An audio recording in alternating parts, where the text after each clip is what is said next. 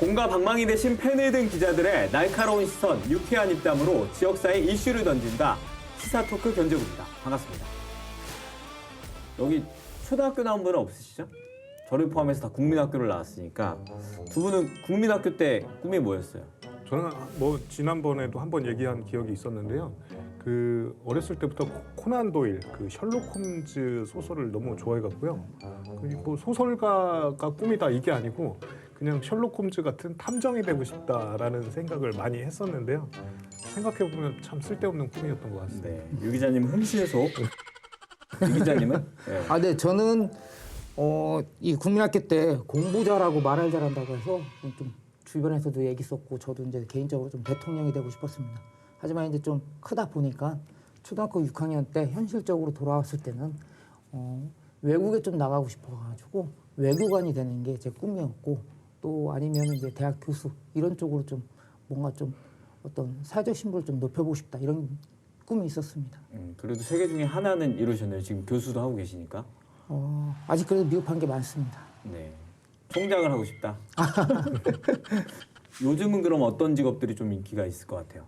그래도 예전하고 똑같이 사자 들어가는 일명 사자 들어가는 판사, 검사, 변호사, 의사뿐만 아니라 저는 그 부분도 있는데 좀 재밌었던 게 뷰티 디자이너 그리고 배우, 전문 조리사 이런 어떤 그 세분화된 직업들의 서우도가 가장 높은 것 같더라고요. 아이들이 흥미로워하는 쪽으로 많이 좀 옮겨온 것 그렇죠, 같은데 그렇죠. 크리에이터나 아이돌 가수 이런 쪽으로 아이들이 많이 지금 얘기를 하고 있는 것 같아요.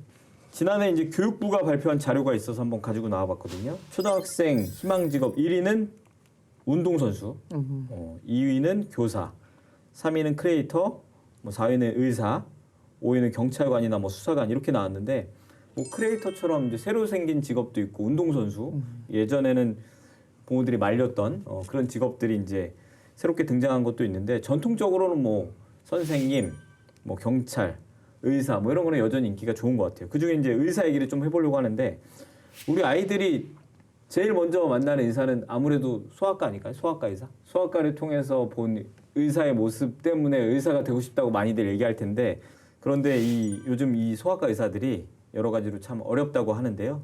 그래서 준비한 오늘의 견제구 위기에 처한 소아청소년과입니다.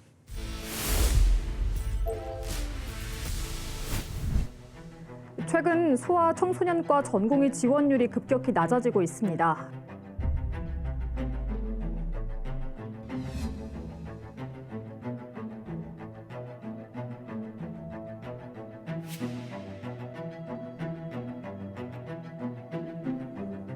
좀 출산율이 낮아지니까 이제 점점 소아 환자 수도 줄고 그러면 이제 미래가 좀 불투명하니까 이제 전공의 숫자도 적어지고 전공의 숫자가 적으면 아무래도 현실적으로 일의 부담이 늘어나니까 점점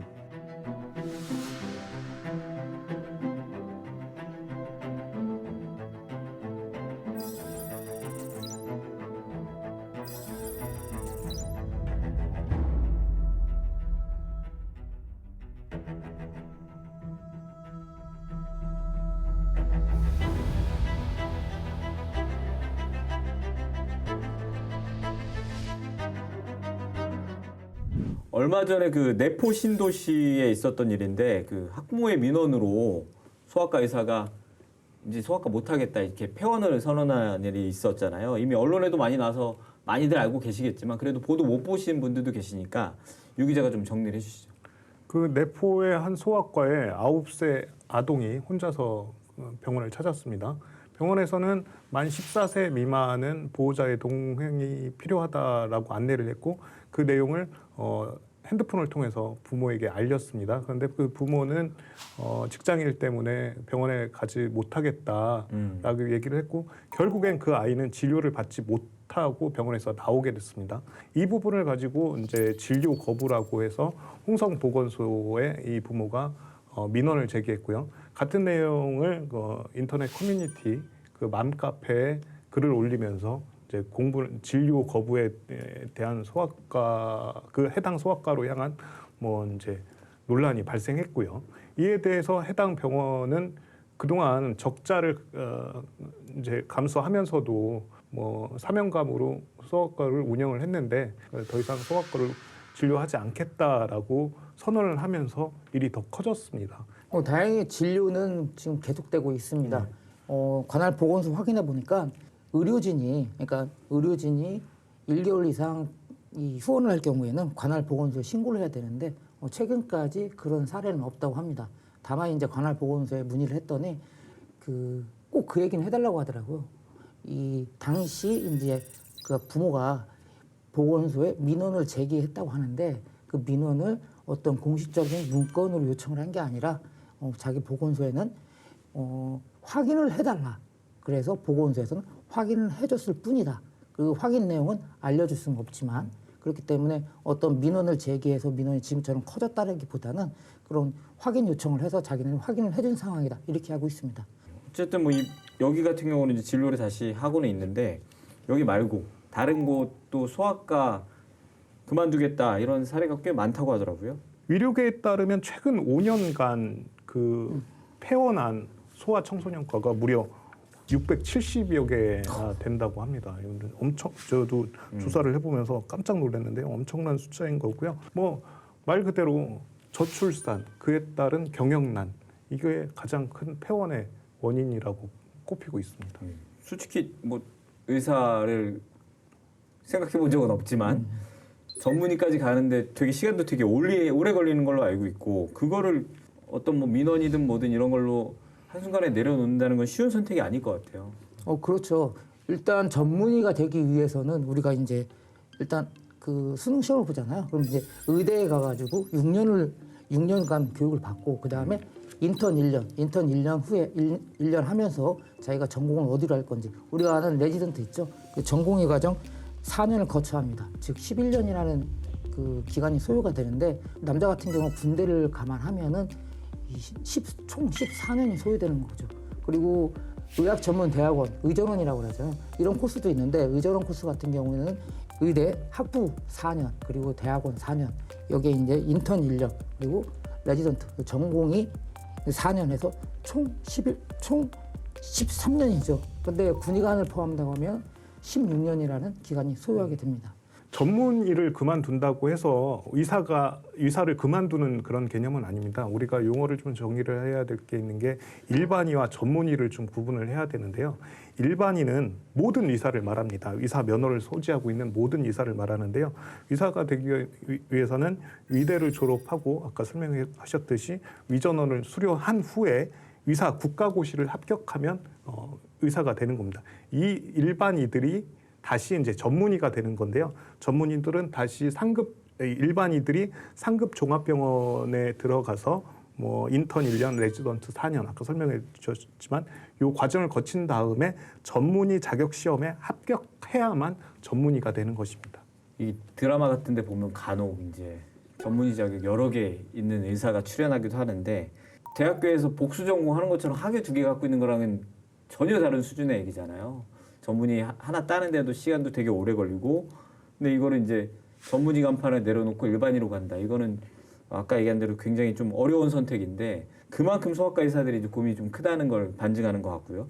이런 상황에서 또 최근에는 소아과 응급 의료체계가 좀 무너지고 있다. 이런 뉴스도 좀 자주 나오고 있어요. 네, 얼마 전 그 대전에서 그 6학년 초등학교 여학생이 이 머리가 아프다고 보건실에 찾았다가 뇌출혈로 쓰러져가지고 2주 만에 숨지는 안타까운 일이 있었는데요. 그때 당시 짚고 넘어가야 할 문제가 이 두통을 호소한 학생이 이 치료를 받기까지 2시간 가까이 소비가 됐다는 점. 여기서 두 가지를 좀 짚고 넘어가야 될 게 뭐냐면 이 학생이 머리가 아파서 먼저 그 학교에서 보건실로 찾았잖아요. 보건실에 찾아서 119에 탈 때까지 무려 50여 분간의 시간이 소요됐다는 겁니다. 일단 학생이 아파가지고 보건실에 갔을 때는 보건 담당 교사가 있겠지만 그 보건 담당 교사가 어느 그 학생만 특별히 봐줄 수 있는 상황이 아니라 전체적인 걸 돌보다 보니까 그 정확한 진단을 못했을 테고요. 여기에서 이제 그 학생이 119를 탔는데 이때까지 걸린 시간이 무려 50분이라는 시간이 소요됐습니다. 그리고 두 번째가 짚어야 될 문제가 이 학생이 119를 타고 이제 119에 신고해서 119 구급대를 타고 병원을 가는데 그 병원까지 가는 시간이 소요된 시간이 1시간이 소요됐다는 겁니다. 그럼 그 1시간 사이에 어떻게 됐냐면 대전 시내에 5곳의 병원에 다 전화를 해서 상태를 보면서 이 아이가 상황이 어떠니까 어느 곳으로 가야 된다고 5곳을 다 찾았지만 결국은 5곳이 다 병원에서 치료를 하지 못하고 세종으로 가서 치료를 받는, 아이가 아파서 머리가 아파서 수술까지 하는데 2시간이라는 시간이 소요가 된 거죠. 당시 이제 우리가 봤을 때는 왜 병원에서 안 받아줬겠냐 할 수 있겠지만은, 그때 이제 구급대원이 학생 상태를 보고서 병원마다 곳곳에 전화를 했더니 이제 소아를 치료할 의료진이나 이 시설이 부족한 상황이었다, 이렇게 답변을 했거든요. 결론적으로 어찌됐건 의료진, 시설이 부족한 이런 여러 가지 조건, 이런 거로 인해서 학생이 안타깝게 숨질 수밖에 없지 않았나, 이런 문제점이 드러난 겁니다. 이게 이제 대전이잖아요. 네. 광역시고 뭐 광역시인데 뭐 응급실이나 병원이 없지는 않았을 거고, 어쨌든 좀 특수한 상황이니까 이 아이를 이제 진료할 만한 곳이 없으니까 아무래도 이제 병원을 못 찾았던 것 같은데, 반면에 한쪽에서는 대학병원이나 뭐 이런 상급병원에서는 소아과 운영 못 하겠다, 지금 이런 얘기가 지금 많이 나오고 있는 상황이거든요. 지난 12월이었어요. 그 가천대 길병원, 여기가 상급 종합병원이거든요. 여기가 소아과 입원 진료 중단을 선언을 해요. 그 원인은 뭐 소아과 관련 그 의료진이 부족하다는 거였습니다. 비슷한 시기에 고양시에서 발생했는데요. 일산병원, 동국대 일산병원, 일산백병원 뭐 이런 곳에서 그 야간에 소아과 응급 진료를 중단하겠다라고 선언을 해요. 그러니까 아시다시피 고양, 특히 일산이라는 곳이 굉장히 인구가 밀집해 있는 곳이거든요. 그런데 여기에서 이런 선언을 했다라는 것 자체가, 그러니까 의료진들이 분명히 여기도 부족했고 그 의료진들이 가까운 서울로 갔을 거라는 추측은 들어요. 그 원인은 좀 뽑아봐야겠지만, 이건 지금 하여튼 균열, 이 상황은 아주 심각한 상황으로 느껴집니다. 우리 지역은 지금 상황이 어때요, 그러면? 우리 지역의 거점병원은 순천향대 천안병원과 당국대 병원이 있는데, 폐과라든지 폐과를 한다든지 아니면은 소아응급센터를 반납하는 사례가 전국적으로 많은데, 다행히 우리 지역은 그렇지는 않습니다. 하지만 어려움을 호소하고 있어요. 순천향대 천안병원 같은 경우는 그 소아응급센터를 갖추고 있는데요. 이제 전공의, 전문의, 간호사, 간호조무사 이렇게 해서 연간 인건비가 한 120억 원이 소요된다고 합니다.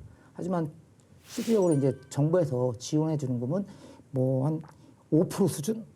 그래서 한 6억 원밖에 불과하지 않고, 당국대병원 같은 경우는 응급의료센터가 있는데 그 안에 이제 별도의 소아 구역을 넣어가지고 응급 소아를 받고 있습니다. 여기 같은 경우는 이제 한 절반 수준인 1년의 인건비가 63억 원 정도가 소요가 되는데, 정책 지원금은 3.8%, 6억 원 수준에 불과합니다. 이게 이제 여기가 메인, 그러니까 그 가장 높은 정점에 있는 지역에선 가장 정점에 있는 병원이라면 또 1차 병원, 2차 병원들이 좀 받쳐줘야 되잖아요. 근데 여기가 굉장히 지금 경영난이 심각한 것 같아요. 그 천안 같은 경우에 34개 병의원이 있고요. 아산 같은 경우에 15개 병의원이 있습니다. 근데 만약에 여기 이 소아청소년과 요 병의원들이 붕괴가 된다면 이게 고스란히 상급병원으로까지 이게 그 문제점이 전이될 가능성이 굉장히 높은 지금 상황인 거죠. 뭐 앞에 뭐 민원 얘기도 하고 뭐 사건 사고도 그렇고 이런 안타까운 일이 계속 반복되고 있는데, 일단은 기본적으로는 요새 출생하는 인구수가 적잖아요. 그러다 보니까 인턴에서 전공을 선택하는 그 레지던트를 선택할 때 뭐 미래에 이런 표현 맞는지 모르지만 어쨌든 고객이잖아요. 환자들이, 소아과 환자들이 고객인데 이분들이 줄고 있다는 것 자체는 좀 불투명하니까, 이런 부분에서 좀 전공을 선택할 때 소아과 선택하는 그 인턴 의사들이 많이 없다고 하더라고요. 근데 저는 예전에는 애들이 어렸을 때는 뭐 이제 산부인과 선택하는 의사들이 없다. 그래가지고 저는 그때 그랬는데, 지금은 이 소아청소년과 관련해가지고 전공이 없다는데 깜짝 놀랐습니다. 무려 그 5년 전에 비해 절반이 감소했다고 하는데요. 정말 우리 보건복지부를 좀 확인해 봤더니 전국 소아청소년과 그 레지던트의 지원이 지난 2018년에 그 113%에서 2년 후, 그러니까 2020년에 78.5%에 이어서 2021년에 37.3%, 지난해는 27.5%까지 떨어졌다고 합니다. 뭐 이게 또 이마저도 서울 쏠림이 상당한데요. 대부분의 3분의 1이 다 서울 지역을 선택을 했더라고요.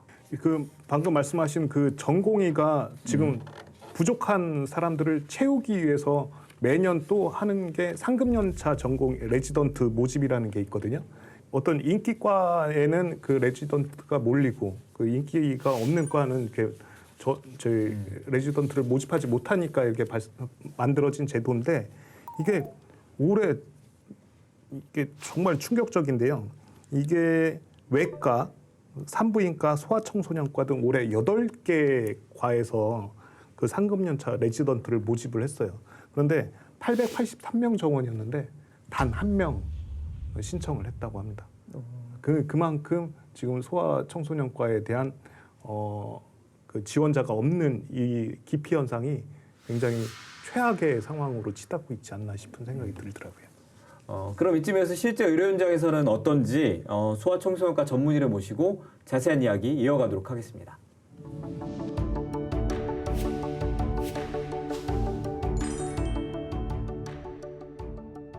어서 오세요. 네, 안녕하세요. 유은정입니다. 안녕하세요. 저희 견제구에 뭐 정치인들도 많이 나오고 뭐 운동선수, 법조인, 뭐 별의별 직업이 다 나오는데 사실 의사 선생님은 처음이거든요. 영광입니다. 저 개인적으로 아픈 것도 많고 그래서 오늘 녹화가 기대되는데 본인 소개 부탁드릴게요. 네, 저는 중앙의대를 졸업했고 서울 아산병원에서 전공의하고 거기서 혈액종양분과에 전임의를 하고 2004년부터 당구대병원에서 근무하고 있습니다. 저는 우리 임지영 교수님을 알게 된 게 사실상 2006년부터 알게 됐어요. 당시 백혈병 소아암에 충청지에 개소하면서 그때 알게 돼가지고 뭐 거의 17년 전에 알게 됐는데 제 자랑은 아닌데 제가 당시에 언론에서 그 소아암 환아에 대한 기사를 써가지고 도움을 줘서 한 2,700만 원 정도 모금을 해가지고 그 부모에게 도움을 준 적이 있어요. 근데 그때 당시 언론으로서 정말 그 사명감이라든지 이게 상당히 컸거든요. 근데 막상 또 저보다는 이제 의사로서 어떤 그 아픈 아이를 진짜로 치료했을 거 아니에요. 그럼 치료를 하고 나서 완쾌됐을 때 그 기분이 어떤지 저는 되게 궁금합니다. 정말 기쁘죠. 일단은 이제 저희 그 소아암에서 가장 흔한 게 급성 림프모구성 백혈병인데요. 그게 이제 가장 흔히 걸리는 나이가 2살이거든요. 보통 2, 3살짜리 꼬맹이가 와가지고 이제 백혈병이다. 그래서 치료를 하면 5년 정도 치료하면 이제 치료 끝나고 이제 초등학교 가고 초등학교 가서도 이제 추적 관찰 하기 위해서 1년에 한 번씩 보는데 뭐 이제는 아주 멀쩡하게 그리고 본인은 이제 2, 3살 때 있었던 일이라 기억도 못해요. 그래서 1년에 한 번 병원에 오면 너 왜 와? 이렇게 물어보면 얘가 몰라요. 이렇게 얘기하거든요. 그게 가장 좋아요. 몰라요. 하지만 지금 아주 멀쩡하게 커 있는 거죠. 그래서 애들이 이렇게 커가는 모습을 보는데 걔가 그때 2, 3살 때 사실은 이 하늘 아래 없을 수도 있었는데 그래서 지금 이렇게 잘 살아가는 거 보면 너무 감사하게 생각하고 그때 제가 야 어렵지만 내가 이 일을 참 잘했구나 이런 생각이 들죠. 말씀하신 게 과거에 이런 캐치프라이즈 기억나세요? 어린이에게 새 생명을? 네, 이게 딱 맞아요. 맞는 얘기가 네. 아닌가 싶네요. 저도 궁금한 게 좀 있어서 저는 개인적으로 의학 드라마 굉장히 재밌게 보거든요. 네. 뭐 예전에 종합병원 네. 뭐 이런 것부터 시작해서 최근에 뭐 김사부, 슬기로운 의사생활 이런 거 되게 재밌게 보는데 제가 녹화 전에 여쭤보니까 안 보신다고. 네, 안 봐요. 왜 안 보세요? 저는 의학 드라마 안 보는 이유 중에 하나가 이제 옛날에 종합병원 저희 젊었을 때 종합병원 처음 나왔거든요. 그때는 이제 뭐 쟤네들은 일은 안 하고 연애만 하는구나 이렇게 생각을 했었고 이렇게 뭐 약간 진짜 실제적으로 이렇게 병원에 환자를 보는 현장감 있는 이제 진짜 실제인 거기에 나오는 주인공은 항상 그 자기의 인생을 모두 병원에 그러니까 사생활이 없어요. 그야말로 헌신과 봉사를 하는 이제 의사 선생님이 주인공인 거예요. 그러면 이제 모든 국민들이 그걸 보시는 분들은 의사는 저래야 된다고 생각하는 거죠. 그 주인공인 의사는 이제 자기의 인생이 희생돼 물론 그게 이제 즐거워서 그 일을 하겠지만 가족도 없어요.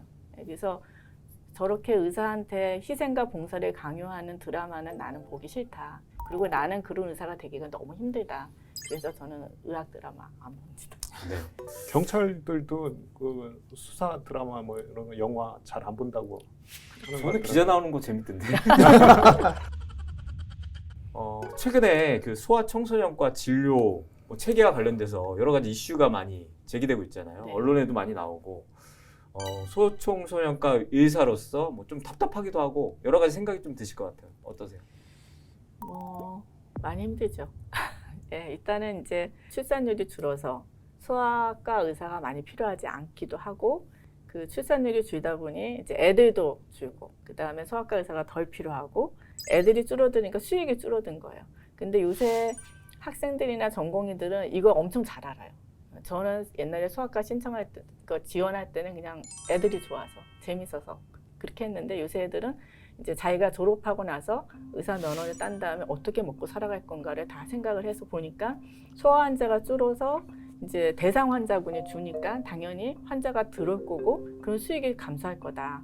그러다 보면 원래 하던 또 업무가 있거든요. 10개면 10개 업무가 있는데 그걸 이제 5명이 해야 되는, 10명이 하던 걸 5명이 해야 되는데 일반적으로 병원에서는 그거 다 하게 해요.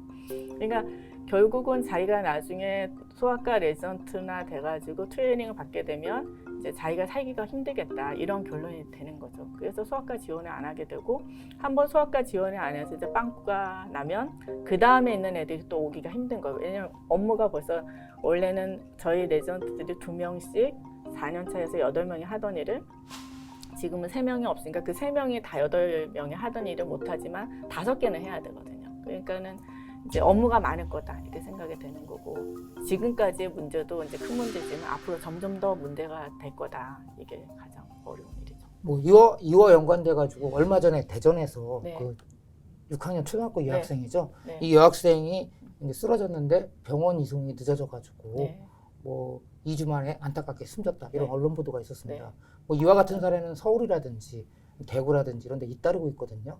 이런 일들이 왜 이런 일이 발생하는 걸까요?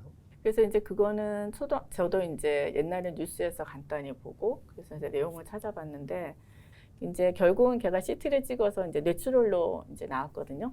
소아에서 어른들은 한 50세 된 사람이 뇌출혈로 뭐 쓰러졌다. 이건 매우 흔한 일인데 소아에 뭐 초등학교 5, 6학년짜리가 뇌출혈로 쓰러졌다. 이건 매우 드문 일이에요. 근데 우리가 매우 드문 일이 발생했을 때 그 매우 드문 일을 완전히 100% 서포트하게 준비하는 건 사실 쉽지가 않아요. 예를 들면 제가 그거를 산불 감시원으로 생각을 하는데 우리나라는 어떤지 모르겠는데 미국 같은 데는 이제 캘리포니아 산이 많을 때 이렇게 산불 감시하는 사람이 있어요. 그 이제 그 오지에 들어가서 혼자 산불이 나나 안 나나 그것만 보는 거거든요. 그럼 그 사람은 산불이 안 나는 게 좋죠. 근데 산불이 계속 안 나면 그 사람이 필요할까 이렇게 생각되는 거죠. 소아신경외과 의사도 마찬가지예요. 그 사람이 진짜로 필요한 질환에 걸린 아기가 올 확률은 매우 드물어요. 근데 그 사람은 계속 그 상태를 유지해야 되거든요. 그러면 그 업무가 질환이 생길 때까지는 그분이 다른 학생 강의도 하고 교육도 하면서 계속 기다려야 되는데 그 월급을 주려면 만약 그 환자가 왔을 때 나라에서 그 환자 치료한 치료비를 주잖아요. 수가를 주는데 그거를 그동안 안 받잖아요. 안 본 거를 다 커버할 만큼 주면은 그 소아신경외과 의사를 병원에서 고용을 하겠죠. 근데 오면은 안 줘, 그렇게. 안 줘. 한 50~60%만 줘. 그러면 어떻게? 그러면 소아신경외과 의사를 고용을 못 하는 거죠. 그런 상황이에요. 그래서 걔가 병원에 오지만 그 다음 단계가 많다. 그래서 그게 사실은 서울이나 어디에서 생겼어도 소아신경외과 의사는 지금 드물기 때문에 드문 케이스였긴 하지만 네. 이런 응급 상황에서는 소아신경외과가 아닌 그냥 뭐 신경외과에서 그 아이를 케어할 수는 없는 그런 상황인가요? 그렇죠. 이제 우리가 애들이 좀 크면 소아외과는 소아신경 머리가 이제 조그마니까 이제 소아신경외과 의사가 보면 좋겠지만 아니면 이제 그냥 신경외과 어덜트 그 성인 보는 신경외과 의사가 봤을 수 있죠.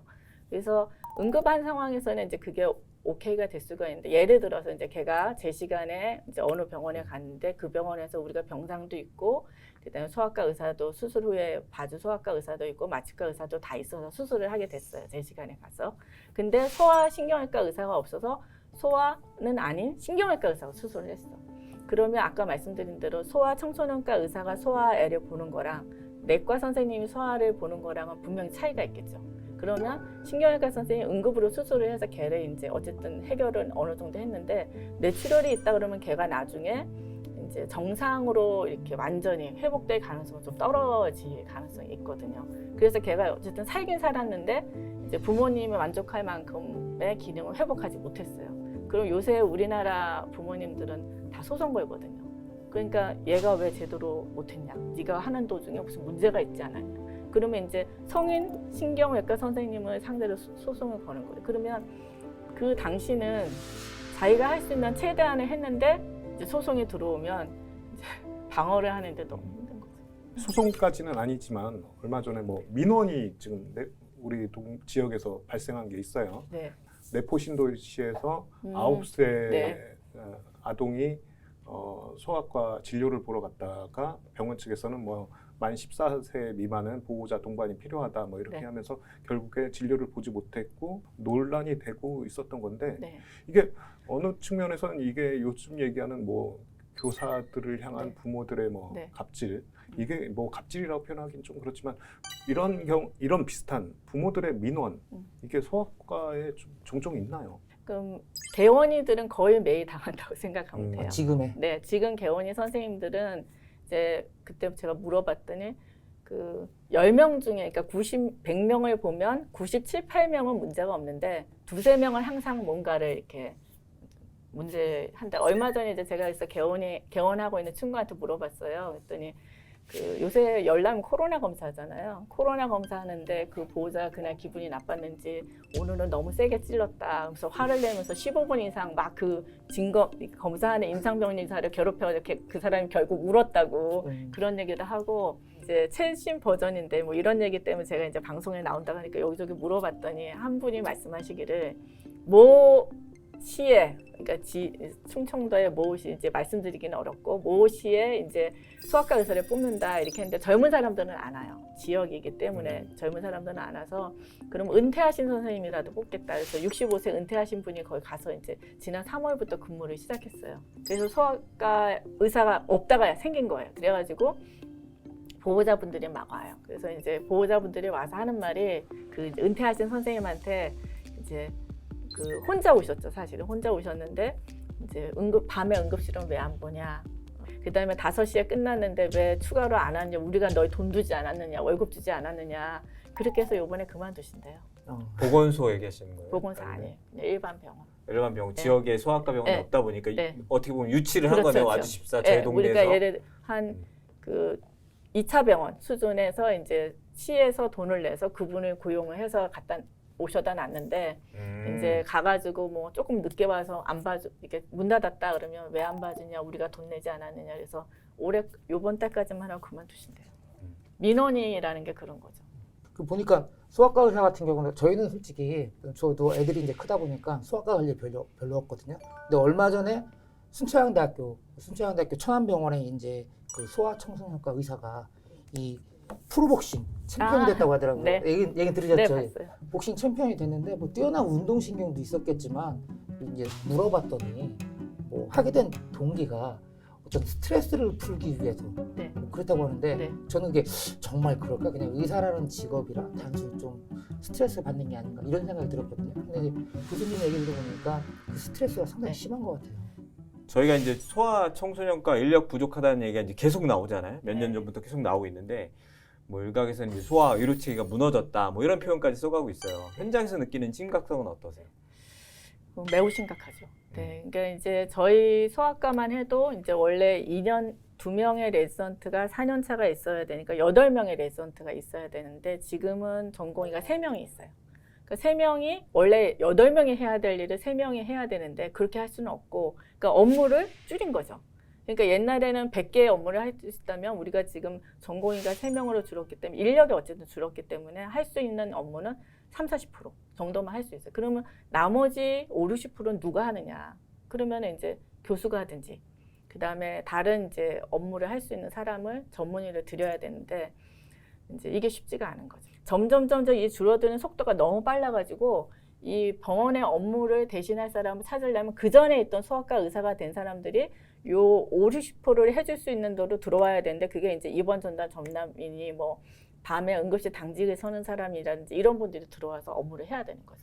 이게 이제 뭐 정적으로 다 낮아지긴 네. 했는데 그래도 이제 서울의 좀 주요 네. 병원이라고 불리는 곳 네. 그리고 그런 곳과 네. 저희 이제 천안 아산 지역, 뭐 저희 지역, 네. 또 지방 네. 좀 여건이 좀 많이 다를 것 같아요.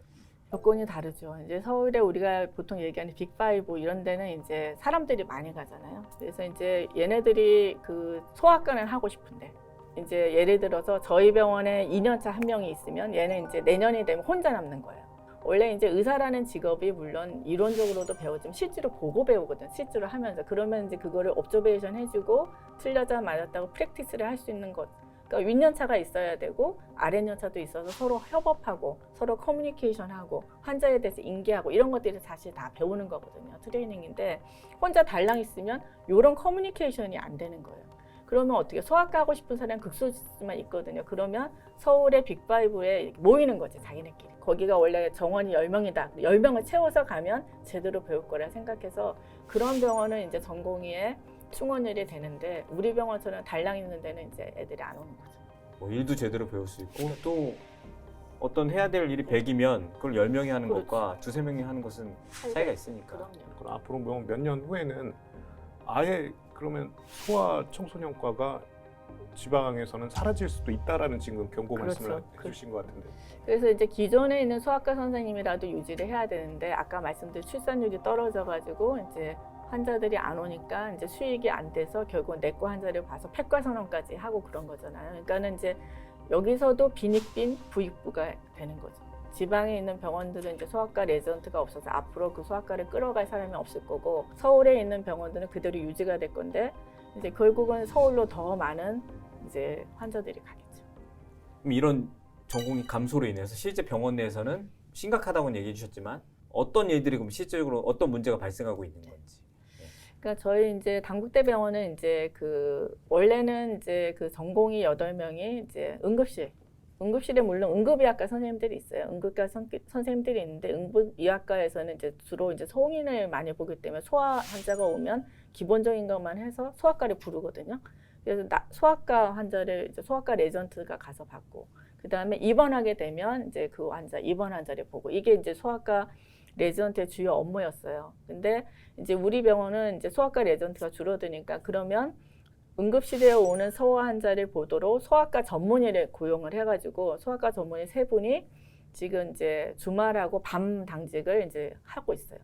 예전에는 이제 소아과에 우리가 이제 소아과 밤에 당직을 쓰긴 하지만 환자가 그렇게 많이 안 왔어요. 가까운 곳에 이제 순천향대 병원이 그 소아 전문 응급센터가 있어서 거기에 환자가 많고 그다음에 뭐 여기 지역에 2차 병원을 주정 이진병원, 신도시 이진병원 에서 작은 병원들이 많아서 저희 응급실까지 입원해야 될 환자가 오는 경우는 매우 드물었거든요. 근데 요새 그런 병원에서 다 이제 환자들이 못 오게 된 거예요. 그래서 저희 병원에 오는데 진천, 홍천, 홍성 뭐 저번에는 뭐 대전에서도 오고 입원할 수가 없어요. 그래서 응급실에 왔어요. 다행히 저희가 이제 병실이 있어서 입원을 했는데 중환자를 가야 돼. 중환자실에 갈 환자가 왔는데 중환자실에 볼 사람이 저희가 지금 없거든요. 그래서 입원을 이제 응급실에 와서 저희가 급한 걸 했어요. CPR도 하고 이제 기도 삭간을 하고 CPR 하고 다 했는데 얘를 중환자실에 들여야 되는데 중환자실에 벌써 이제 환자가 있고 병상이 2개만 있거든요. 들어올 수가 없고 들어온다 하더라도 그 환자를 볼 수 있는 인력이 없는 거예요.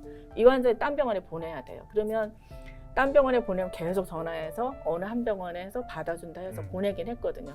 그래서 응급실에 온다 하더라도 인력이 충분하지 않기 때문에 우리가 입원시켜서 그 환자를 끝까지 치료하는 게 어렵다는 거죠. 그게 지역 병원에 다 일어나고 있는 일이죠. 이게 소아과라고 하면 저희는 보통 이제 외래 진료 받는 네. 소아 청소년과 그렇죠. 이것만 생각하기 쉬운데 실제적으로 이제 소아 네. 저희 단대병원 같은 경우는 이제 응급실 안에 그 응급센터라고 네. 하나요? 그 안에 네. 소아 구역이 있고 네. 그리고 이제 뭐 소아 관련된 그런 공간들이 저희가 네. 생각하는 공간 말고도 또 있는 거잖아요. 네. 그럼 저희가 생각하는 소아과 의사 말고도 일하는 인력들이 훨씬 더 많을 거고 그렇죠. 얼마 몇 분이나 이 소아 아이들과 관련돼서 일하시는 분들이 인력이 얼마나 되시죠? 저희 병원에 지금 이제 소아과 전문의는 지금 13명 있고요. 네. 그다음에 근데 이제 그건 다 종류가 틀려요. 저희 같은 이제 교수도 있고 그다음에 전공의도 있고 응급실에서 근무하시는 3분도 있고 신생아 주환자실에 근무하는 분도 있는데 네. 인원수는 13명이나 되지만 그렇지만 업무가 다 틀리거든요. 그래서 각기 잘 못 만나는 곳에서 일을 하고 있어요. 그나마 이게 유지가 되는 게 신생아 중환자실에 있는 전공의가 없어서 또 이제 거기에 근무하는 선생님 3분을 또 추가로 뽑았고 응급실에도 없어서 3분을 추가로 뽑았고 병원 입장에서 보면 수지타산은 안 맞지만 어쨌든 병원을 꾸역꾸역 꾸려가고 있는 거죠 지금. 뭐 의사 말고도 또 간호사들도 있을 테고. 간호사는 뭐 말할 것도 없죠. 간호사들은 이제 원래 우리나라의 간호사들에 대한 업무는 또 간호 등급이라는 게 있어요. 환자 한 명당 이제 간호사가 환자 몇 명을 보느냐 이거죠. 보통은 이제 미국 같은 경우는 환자 한 명을 간호사 한 명이 봐요. 근데 우리나라는 환자 두세 명을 간호사 한 명, 그러니까 두 명을 한 명이 보느냐, 세 명을 한 명을 보느냐, 네 명을 한 명을 보느냐에 따라서 간호 등급이라는 게 있거든요. 근데 그러려면 간호 인력이 엄청 많아야 되는 거예요. 근데 이제 이 간호사들도 보시면 아시겠지만 이제 3교대라는 건 너무 힘들잖아요. 그래서 점점 간호사 자격증은 많지만 간호 업무를 일선에서 뛰는 사람은 점점 줄고 있어요. 그거는 뭐 어디서나 맞아요. 힘들면 다 안 해요. 그러면 일부에서는 이 대학병원 수학과 교수의 TO를 좀 늘리는 것도 방안이 될 수 있지 않느냐 네. 이런 이야기도 있거든요. 네. 여기에 대해서는 어떻게 생각하시나요? 이게 이제 아까 말씀드린 대로 병원이라는 건 자기가 업무가 정해져 있어요. 정해져. 예를 들면 신생아 중환자실 사람은 신생아 중환자실만 보고 이렇게 되는데 교수라는 직업은 원래 학생 교육이 재밌고 전공의 교육이 재밌고 그 다음에 논문을 쓰고 학회 활동을 하고 이렇게 공부하는 거랑 교육하는 게 재밌어서 사실 교수가 됐거든요.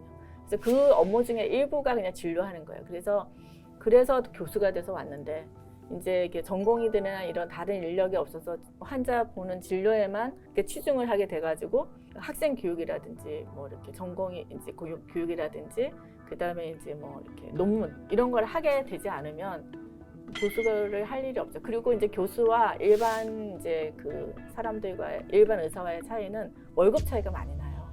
교수들은 월급이 그렇게 많지가 않거든요. 그래서 월급이 적음에도 불구하고 교수를 하는 이유는 가리키고 공부하고 이런 게 재밌어서 하는데 요거의 업무보다 이 진료라는 건 사실 돈 버는 업무잖아요. 이거를 더 많이 하라 그러면 교수를 할 이유가 없는 거죠. 그래서 이제 교수들이 많이 그만두죠. 그렇게 되면. 지금 쭉 우리 소아 청소년과의 시스템의 붕괴 위험성 이걸 얘기하고 있는데 네. 최근 들어서 뭐 전국적으로 운영되고 있는 것 같아요. 달빛 어린이 병원이라고 네. 천안에서는 두정 이진병원, 김종인 소아과 여기 두 곳에서 운영하고 있는데 네. 이게 운영되고 난 뒤에 뭐 상급 종합병원 입장에서는 이게 어느 정도 역할을 해준다라는 걸 피부로 좀 느끼시는지 좀 궁금한데요. 그래서 이제 두정 이진병원이 지난 12월 1일부터 달빛 어린이 병원을 했고요. 김종인 소아과에서는 2023년 올해 5월 1일부터 달빛 어린이 병원을 했는데 이게 이제 오후 11시까지 진료를 보더라고요. 근데 이제 우리 이제 보호자분들, 아기들의 보호자분들이 옛날에는 이제 열이 나면 해열제 한번 먹어보고 좀 기다렸다가 또 열이 나면 병원에 오는데 요새는 열이 한 번만 나도 이제 병원에 달려오세요. 그래서 이 달빛 어린이 병원이 생긴 뒤로는 이제 그 열이 나서 단순 발열로 오는 애들이 응급실에는 안 오고 여기 한번 들렸다 오긴 하거든요. 그래서 좀 낫기는 하지만 뭐 그래도 크게 차이는 없는 거죠. 그리고 또 제가 알기로는 원래 야간 진료를 했는데 하던 곳에서 이게 지정이 된 거지 뭐 원래 안 하던 곳이 그렇지. 새롭게 야간 진료를 새롭게 하는 분위기가 아니어서 네. 뭐 현장에서는 그게 어떨지는 어떻게 네 화제를 좀 돌려가지고 수가 얘기 안 할 수가 없는데요. 네. 이 얘기 또 많이 하시고 싶으실 것 같아요. 뭐 소아청소년과 입장에서는 수가 체계를 이제 대대적으로 크게 이제 손질을 해야 된다 네, 이런 네. 입장이신 것 같은데 네. 뭐 그렇다면은 어느 정도로 올려야 되느냐. 그래서 이제 이게 수가라는 게 이제 뭐 얘기하면 어디 가서 수가 얘기하지 마라. 교수가 돈 얘기하면 좀 그래 보인다 이렇게 얘기를 해서 근데 자본주의 사회에서는 자기가 지불하는 돈이 그거의 가치를 이제 매겨준다고 저는 생각하거든요. 근데 이제 우리 그래서 이 수가라는 게 뭐냐면 이제 진료 받을 때 돈이 얼마나 들어오느냐. 이제 예를 들어 짜장면 6,000원, 그러면 6,000원짜리 짜장면이 있고 9,000원짜리 짜장면이 있는 것처럼 그 가격을 매기는 거거든요. 근데 소아과는 이제 일단은 우리나라 전체의 진찰비가 외국에 비해서는 진찰비가 작아요. 이게 뭐냐면 의사가 환자를 진찰하는 이제 이 능력을 싸게 매기는 거예요. 쉽게 표현하면. 검사하고 CT 찍고 MRI 찍고 이런 기계를 이용하는 건 가격을 높게 쳐주는데 직접 의사가 환자를 진찰하고 이런 거는 가격을 싸게 매긴 거예요. 그러니까 전문가의 능력을 인정을 덜 하는 거죠. 그래서 진료비는 우리가 이제 이 의료보험제도, 수가제도를 처음 할 때 일본 걸 가져온 거거든요. 근데 일본의 2분의 1이에요, 진찰비가. 그 다음에 캐나다의 4분의 1이고, 캐나다는 공공의료예요. 거기는 이제 가라고 하면 가는 공공의료, 그 공무원하고 비슷하거든요. 그런데도 4분의 1이고, 미국은 8분의 1이에요, 우리가. 그러니까 진찰비를 매우 적게 하고 있고, 그다음에 이제 구체적인 액수는 뭐냐면 이제 초진, 뭐 재진 이렇게 있는데 소아 환자와 성인 환자를 진료하는데 가격 차이가 뭐 많으면 5,000원, 적으면 2,000원 더 주는 거예요. 그러니까는 이제 뭐 다 아기를 길러보셔서 소아과 가봐서 아시겠지만 일단은 소아과는 진료실에 들어가면 이제 병원에 조그만 병원에 들어가면 딱 하고 무는 소리가 가장 크잖아요. 근데 내과 가보셔야지 아무 소리 안 나요. 내과는 이제 부드러운 클래식 음악이 흐르죠. 그래서 그런 차이가 있어요. 그래서 지금 이렇게 소아과 의사를 안 하는 거는 우리나라만의 문제가 아니고 전 세계적으로 문제래요. 왜냐하면 일이 힘들고 너무 시끄럽고 그다음에 이제 수가는 적고. 그래서 지금 제가 좀 찾아보니까 일본 같은 경우는 그 3세 미만의 소아 환자를 볼 때는 성인의 최대 5배를 준대요. 그래서 우리는 근데 이제 2만 원의 그 진료비가 있으면 많아야 5,000원 더 주는 거거든요. 그러니까는 이제 4분의 1도 더 안 주는 거예요. 근데 일본은 이제 이런 상황이 되니까 이제 그 전에도 원래 2배, 3배로 소아과 진료비가 내과 진료비보다 높았는데 이제는 뭐 최대 5배까지 준다. 3세 미만일 경우. 그런데 우리는 1세 미만인 경우에는 조금 더 주는데 5,000원 더 주고 1세에서 6세에서 더 주는 거는 3,000원 더 주고 이런 식으로 돼 있거든요. 그래서 가격 차이가 뭐 수가 체계는 뭐 말할 것도 없어요. 그래서 저희가 이제 학회에서 수가를 좀 고쳐달라. 소아과 수가가 너무 작다. 그랬더니 그 학회에서 이제 복지부나 이런 데 다 컨택을 했겠죠. 그랬더니 이게 상대 수가, 상대 가치 수가를 10개 있어가지고 여기로 올려지면 다른 데를 깎아야 되는 거예요. 그래서 그렇게 하기는 어렵다라고 결정이 났다고 합니다. 이거를 정부 예산으로 할 수 있는 그런 여력은 없는 건가요? 그러니까 그거 저희가 이제 학회에서 얘기하기에는 어쨌든 정부에 요청을 했대요. 근데 이제 추가로 줄 수는 없다. 그렇게 얘기해서 학회에서 얘기한 거는 이제 어느 지역이나 이런 데서는 뭐 이렇게 시에서 이제 지원을 해서 해주는 경우가 있다. 그래서 그런 거를 각자 도생으로 알아봐라 이렇게 네. 예, 학회에서 설명 들었습니다. 그래서 이제 지자체 지원 지금 얘기하셨잖아요. 그래서 저희도 좀 보니까 예를 들어서 이제 경상북도 구미 같은 경우는 경상북도하고 구미 같은 경우는 뭐 365일 소아청소년 센터 개소하는데 뭐 15억, 뭐 울산도 한 10억 정도 지원하고, 뭐 경기도 이천, 포항 뭐 이런 곳은 매년 이제 3억 정도. 강원도는 소아중환자실 이제 전문의, 이건 인력 관련된 거네요. 이제 충원 사업에 매년 9억. 뭐 서울은 일부 상급병원에 소아 전문의 인건비로 이제 매년 3억 뭐 이렇게 지원을 하고 있는데, 당연히 우리 병원도 우리 지역도 이런 게 좀 필요하다고 보실 것 같으세요? 저도 필요하다고 생각합니다. 일단은 지금 응급실이라도 유지하고, 근데 응급실로 끝나는 게 아니라 걔네들이 입원해야 돼요. 입원 병실을 봐줄 선생님도 있어야 돼서 뭐 그런 거를 해주시면 너무 감사하죠. 만약에 투입이 결정된다면 당장 가장 시급한 곳은 어디라고 보시죠? 그러니까 저희 입장은 이제 뭐 응급실도 있고, 그다음에 이제 병동에 NICU는 신생아 중환자실은 이제 그 신생아 중환자실에 이제 위험도라든지 이런 게 올라가가지고 저 수가를 막 올라갔어요. 그때 이제 신생아 중환자실에 담당하셨던 학회 담당하시는 이사분이 엄청 액티비티를 발휘하시고 이제 복지부랑 뭐 이런데 이제 설득을 해서 수가가 많이 올라가서 NICU는 NICU로도 이제 이렇게 적자는 많이 나지는 않는 상태에서 돌아가게 됐는데 병동은 아직 그게 안 되는 거죠. 그래서 병동에 입원 환자를 봐주실 선생님들이 있는 게 가장 중요하고, 응급실에서 아무리 열심히 본다 해도 걔네들이 중환자는 입원해야 되잖아요. 그 입원 병실을 지켜줄 사람이 없으면 응급실도 사실은 그냥 집에 보내는 환자 외에는 보기가 어려운 거죠. 마무리할 시점이 됐는데요. 아무래도 이제 뭐 의사, 교수 이런 분들 사실 사회 지도층이잖아요. 그래서 어떤 말씀 해보라 해도 좀 꺼려지시고 또 이 얘기를 했을 때 어떻게 받아들일지 몰라가지고 할 말 주저하실 때도 많을 것 같은데, 그럼에도 불구하고 오늘 이렇게 방송 나오셨으니까 뭐 정치인도 좋고 지역사회도 좋고 환자분들도 좋고 이 얘기는 좀 끝으로 꼭 하고 싶다. 네. 한마디 네. 해주시죠. 그러니까 저는 우리나라 의료제도가 세계에서 가장 좋은 의료제도라고 생각해요. 외국에 이민 갔다 오신 분들은 다 그걸 느낄 거예요. 그러니까 이렇게 문턱이 낮고 그다음에 아주 양질의 진료를 받을 수 있고 아주 싼 가격에 받을 수 있는 제도는 없어요, 진짜로. 공산주의 사회도 없고 사회주의 사회도 없어요. 자본주의 사회에 이렇게 되는 건 나라에서 제도를 애초에 시작할 때 잘하신 거예요. 그러면 이거를 잘 유지를 해야 되거든요. 그러면 그 안에서 사실은 싼 가격이라는 거는 싸지는 않아요. 원래 싸지 않은데 싸게 제공하고 있다는 얘기는 그거 대신에 세금이 그거를 보태고 있거나 그 인력, 아까 김사와 같은 이렇게 자기의 인생을 넣는 의사들이 있거든요. 의료진들이 있어요. 그러니까 그분들이 너무 힘들어서 나가 떨어지기 전에 잘 이렇게 보살펴가지고 이 제도가 잘 유지될 수 있도록 정부, 지자체, 그리고 국민들도 그걸 잘 보듬어 주셨으면 좋겠다 이렇게 생각합니다. 지역 대학병원의 소아청소년과 전공의가 부족하다는 건 결국은 앞으로 우리 지역 소아 진료 체계에도 좋지 않은 영향을 줄 수밖에 없습니다. 이제는 한계에 도달했다는 소아과 의사들의 목소리, 이번에는 귀를 기울여야 할 때가 아닌가 싶습니다. 오늘 저희가 준비한 견제구는 여기까지입니다. 시청해주신 여러분 고맙습니다.